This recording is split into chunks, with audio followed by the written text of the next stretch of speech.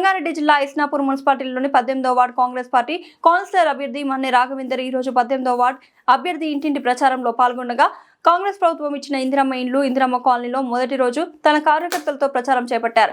అక్కడి కాలనీ వాసుల సమస్యలు తెలుసుకుంటూ ప్రచారంలో ముందుకు సాగుతున్నట్లుగా ఉన్న అభిమానంతో మంచి స్పందన ఉందని తెలిపారు.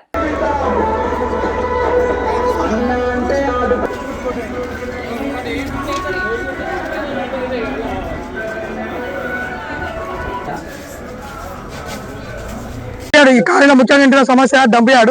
ఆ డంప్ యార్డ్ కాలనీకి అంత అస్తవ్యస్తంగా కాలనీకి అనారోగ్య పరిస్థితి కారణమవుతుంది.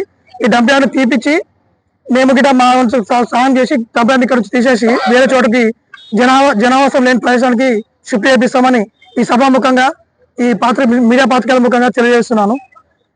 మాకు ఎక్కడున్నా కాలనీలో మంచి రెస్పాన్స్ ఉంది. కాంగ్రెస్ పార్టీ అంటే అభిమానం ఉన్నది. గతంలో సుషమ చేసిన పనులు కావచ్చు, అవి కావచ్చు, అన్ని రకాలుగా మాకు రెస్పాండ్ అవుతున్నాయి. Thank you. కార్డు కావచ్చు, ఇదివరకు లేకుండే మన కాంగ్రెస్ గవర్నమెంట్ వచ్చిన తర్వాత మాత్రమే ఇవన్నీ సాధ్యమైనవి. రేషన్ కార్డు గత 10 సంవత్సరాలుగా రేషన్ కార్డు లేని చాలా మంది ఉన్నారు. కానీ ఇప్పుడు ఆ రేషన్ కార్డు వల్ల సన్నబియ్యం తింటూ అందరూ సంతోషంగా ఉన్నారు. కొంచెం ఎంతో కొంత లబ్ధి పొందుతున్నట్టుగా చాలా మంది చెప్తున్నారు మాకు. ఇదంతా మా కాంగ్రెస్ పార్టీ వల్ల సాధ్యమైంది. దీనికి మళ్ళీ అవకాశం ఇచ్చినట్టయితే ఇంకా ముందు కార్యక్రమాలలో తోడ్పడి ఉండి ఇప్పుడు